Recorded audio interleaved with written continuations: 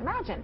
And the ability for the players to engage in graphic sex, and the person who's playing the game gets to decide exactly what's going to happen between the two people, if you know what I mean. Now, the game is rated M for mature. However, critics say that Mass Effect is being marketed to kids and to teenagers. Microsoft responded to these. Many games contain content that is deeply disturbing. It's almost routine in popular games for players to spray other people with Uzis, to drive over pedestrians, to kill police officers, to attack women, and in some cases, even to engage in cannibalism. Players commit gruesome acts like these using top-of-the-line graphics in stunningly realistic detail. If you believe for one moment that that young man who locked himself in a basement and played video games hour after hour after hour, watching, and simulating murder hour after hour after hour after hour, didn't desensitize him? Best part is, while Tash is pounding that snake's nose, she's still holding the ruby in her other hand. Maker's panties, I was so proud. Oh, Ah, shit. They're still holding it. Sorry. what are you doing? Pulling them off. I thought it was the best way to see you again. These fools. Stop! Please. This is important. You're fun economy. What is even keeping you here?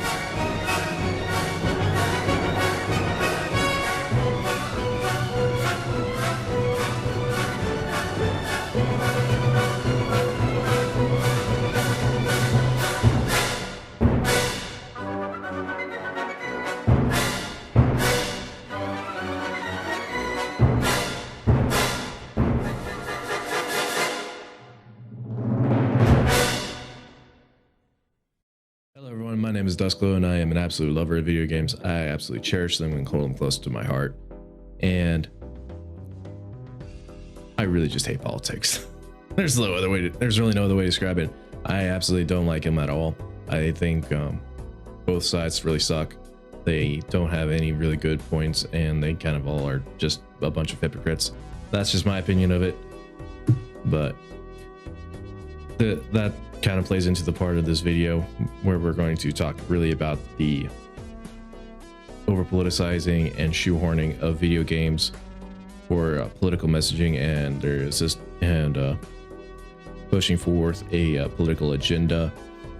And we're also going to even talk about political grifters that are trying to bash a video game because they have views that they don't agree with, or they have some kind of message, or like something's like some minute detail is wrong with them and they just don't like it. We're not really going to go into like what happened like the early 2000s or like even before then. I think the Act Man really makes really good videos about those what were they called, like politicians versus video games, and also SJWs versus video games. I really suggest you check those ones out. They're old but they're good. Those videos came out in 2018. It's 2024. That was 6 years ago. Sorry, a little existential crisis right there. Okay, we have a major problem in the video game industry, and it's gone kind of full circle twice. Video games are no stranger to controversy. In fact, many of the best games of all time have been the most controversial, and of course some of the most absolute worst as well. Looking at you day before. But we have been dealing with the most aggressive politicizing of video games, at least in my lifetime. And it's not just one side of the spectrum we are dealing with. Yes, we all know about Sweet Baby Inc. Or other TEI constellations and the controversy practices and moral hijacking they are alleged to have done in the companies they constellate. But recently, political grifters are trying to expose games for being woke, but what they complain about really isn't that big of a deal in consideration to the overall impact of the game. Both sides are trying to condemn artists in the industry or telling the stories they want to tell for the sake of pushing the political agenda of their pushing the agenda of their political ideology or pushing against the political ideology they like. We have so many people saying this game is too woke, or is woke for too much diversity, or this game is racist for not having enough diversity, and so on and so forth. It's becoming too much. At what point can we just let writers be writers, artists be artists, and game devs just be game devs? Now, I'm not saying video games can't or not allowed to have politics in them, but when they are done well and relative to the game itself, meaning it allows for internal discussion, letting the player come to their own conclusions and not forcing one side or the other, they serve the story of the game and not a real life agenda. Video games are a form of escapism from real life problems, a way to unwind from a long day, forget about work or family issues, and just enjoy something. Just enjoy a video game. Video games should not be forcing political agenda about why racism is an issue in modern day New York, or why the Democratic Party is the most evil organization in the entire world. If we really wanted to hear all this stuff, we would just go to Fox News and ABC. I mean, I'm pretty sure all their live streams are able to be watched on YouTube. They always show up in my feed, unfortunately. Is there a way to fix that? But anyways, we would just go there. It's crazy to think that a modern day news organization has anything similar to a video game. But here's footage of Spider-Man and Spider-Man 2 blaming a gun store. A gun club, excuse me. A gun club for being robbed. Whose idea was it to have a gun club in the city? I think I'm gonna start a petition. Replace all the gun clubs with something better. Like a compliment club. Compliments don't hurt anyone, and they're free. Politics in video games aren't new. My favorite game from the PlayStation 2 era, Resident Evil, has a very politically influenced story. The way the conflict is presented isn't subtle, but it is portrayed in a way that is convincing and something you can actually relate to. Seeing how this game was made at the height of the war on terror in the United States, this made the story even more relatable to Western audiences, and it caused it to be even more successful during the PS2 era. But the politics being ushered into modern day titles do not serve the story, mechanics, or the characters of the game itself, only to the political agenda of the corporate suits want to check off to please investors. And it's all at the cost of you and me, the consumer, the fan base, and most importantly, to the quality of the game itself. We often see games like Spider-Man 2, a beloved story by many with a fantastic studio developing it, be hijacked with political messaging that leaves the audience questioning, why is this here? The best example I can think of is at the beginning of the game. It's like right after the Sandman boss fight that is during the introduction of the main game. Spider-Man is responding to a break-in at a gun club. The entire time, you are fighting the ones that are doing the crime, the ones that are breaking into the gun club, right? The entire time, Spider-Man's blaming the owners of the club. He's blaming the gun club for being there.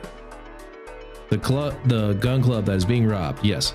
Spider-Man blames that. All this did really just made me feel like, am I really getting the guns are bad message while I'm playing a video game from an industry that mostly makes money from glorifying violence and killing people, mostly with guns? Like, this is really happening. If all I want to do is play a game, I don't want to feel guilt-tripped for owning a tool that I have a right to because someone else in the video game is using the tool for the wrong reasons. And after that blatant messaging was exposed to me, I really just couldn't unsee it throughout the entire game. Like, there was so much political messaging in that game, I had to stop. I couldn't finish the playthrough, and it still remains unfinished because honestly, I really think the game and the story suffered for it because efforts were focused elsewhere. I feel like a lot of this comes from games media. Outlets like Screen Rant and IGN are giving major passes to games that fit certain political agendas or not nearly as polished nor that good, simply to try and help a game they agree with politically to be sold better. Now that clearly has left a lot of really bad taste in a lot of consumers' mouths, and they don't like games media anymore. And games media really feels it.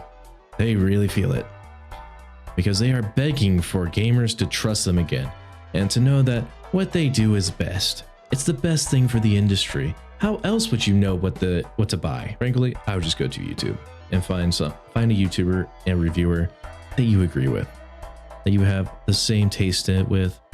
That's what I do. But yes, they are begging for us to trust them again and to give them benefit of the doubt when they can't even get past the second chapter of a game, require to be on a custom difficulty for reviewing purposes, and even bash a game that doesn't align with their interests.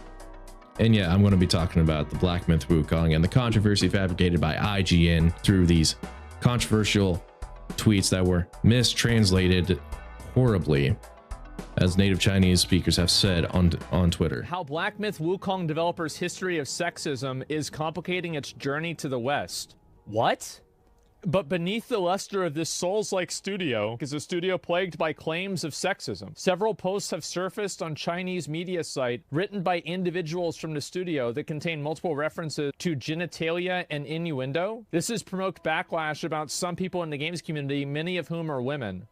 This is the most retarded article I've ever read in my life. Context. IGN published an article trying to smear the company and the devs behind Black Myth Wukong as some sexist freaks because of some of their employees' social media posts. The article cites one of their artists who basically did the still wood meme about this monster. The problem is that this game journalist, either by sheer incompetence or malice, translated these posts in the most uncharitable way possible. And this is nothing compared to the most egregious mistranslation after one of the game company founders posted this in 2020, apologizing for the lackluster trailer of Black Myth Wukong just released. Now, how on earth do you get? I want to expand my circle and hire more people. Get licked until I can't get an erection. In reality, the actual translation completely changes the meaning of what he was saying. Not satisfied, I went back checking if anyone called this out when it happened, and they did. It's absolutely disingenuous for a media outlet to take these things out of context and make someone look bad. It's worse when, after the slander is made, revelations come out that game science not wanting to cater to them. It gets even worse when more and more articles from outlets under the same parent company of the original make similar articles trying to bury the game in controversy. And of course, the fact that your reporters are coming out saying they hate gamers, the games industry, and the companies themselves for not agreeing with political messages and beliefs is really causing us not to trust them and not to be in their favor. I can honestly say if these outlets go away, not many people will probably miss them. No one trusts them already. So it seems their only purpose is deciding game of the year. Okay, yeah, that needs to change too. I mean, like, why is media outlet 90% of the vote? Now, that being said, we have plenty of political grifters that are using examples of DEI and leftist propaganda in games where there really might not be any. These guys will have you thinking that game's done fantastically. Like the recent Silent Hill 2 remake are going woke because a female in the game is not hot enough. Or my favorite one, I think, was the neon sign that they said was more body positive.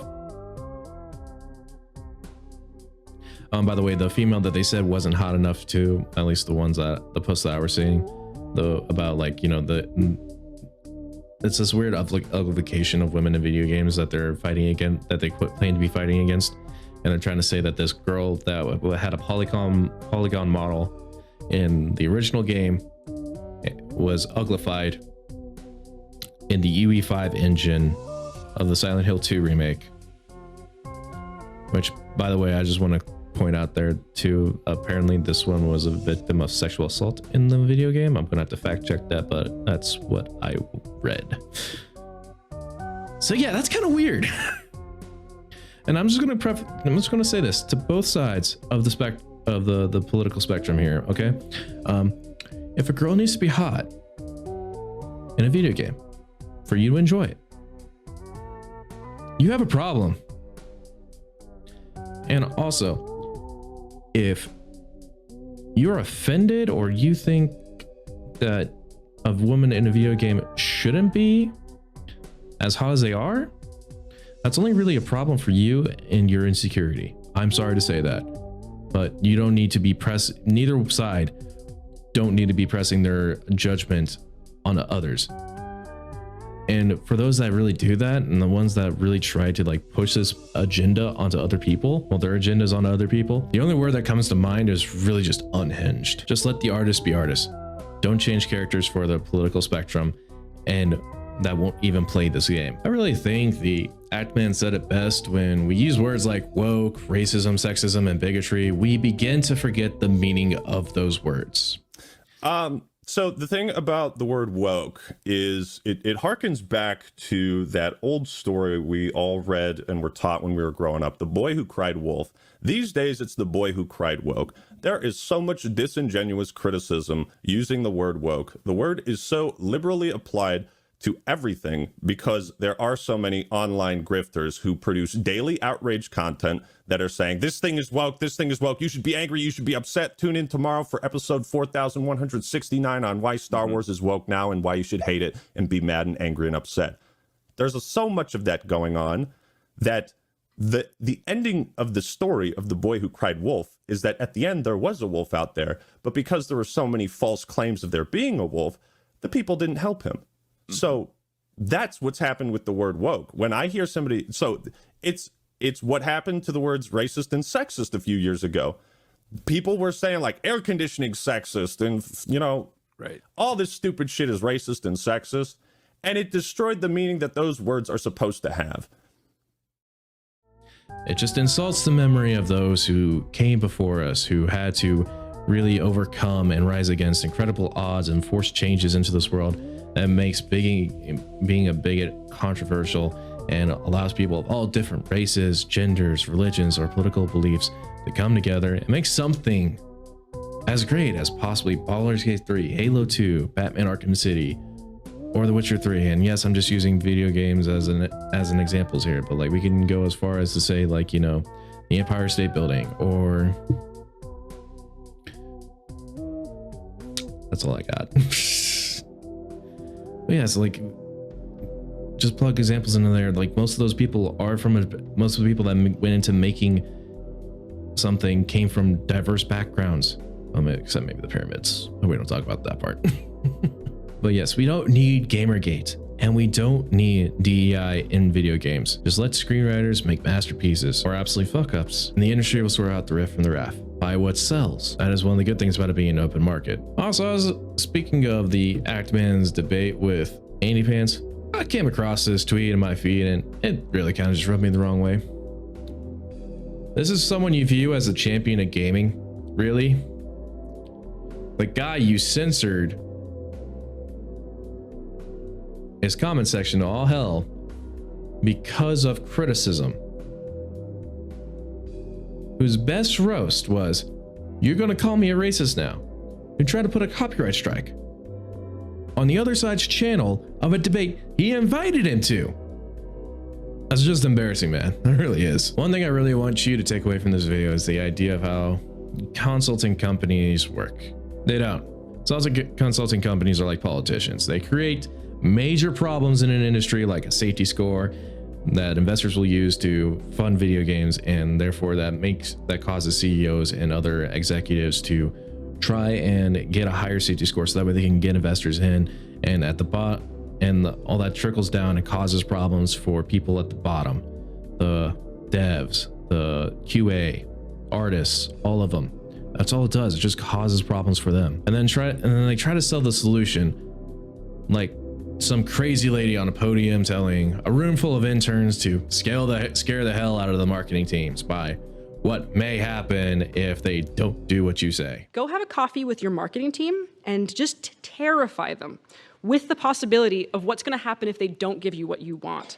Because they have to consider, like, I say that out loud as a joke, but it's actually very, very true because... Actually, I think that's where Dustborn got one of its mechanics. These are the same people that say they want to burn the industry to the ground because they hate gamers. Trying to fix the industry is way different than trying to burn it to the ground. The industry has a lot of problems, and DI consultation is one of them. It's poisoned the well, allowing people who do not deserve to be on the teams they are to be there because of the color of their skin, their sexual or gender identity, or political leanings, not off of merit, nor off of their ability to make great games. However, I do think this will course correct itself. We're already seeing that in schools and in politics, where people are fighting back. Parents are holding school boards accountable for pushing LGBT agendas into classrooms, teaching kids to keep secrets from their parents regarding gender identity, and essentially having extremely sexualized and inappropriate content as part of a child's reading curriculum. Games that have been clearly shoehorned into leftist political statements, and such as Suicide Squad, Kill the Justice League, and Dustborn and Concord, are failing as they release. So as you can see, like, we are kind of course correcting things as we go forward, and hopefully things just stay that way. And what I mean by they fail is that they don't make the return back in revenue, as we are seeing from these charts as Dragon Age: The Veilguard struggles to break 1 million players. That's gonna hurt. And they are made for a modern audience, an audience which isn't buying their games. It seems like they made these games catering to leftist extremists and completely isolate out the normal audiences. Guys coming from work who want to play games to decompress. People who maybe played 2 to 4 hours once or twice a week. People who don't care about politics. Honestly, when I was talking to random people about Hogwarts Legacy, I think it was last year when it came out. Anyways, I was talking to people about it and about like the controversy that was surrounding it and how dumb it was. And they were like, honestly, I'm just going to buy 2 out of spite. Fuck them. I kind of just laughed at it because I was like, man, it's really just going to help. On the bright side, at least Hogwarts Legacy is going to get good numbers.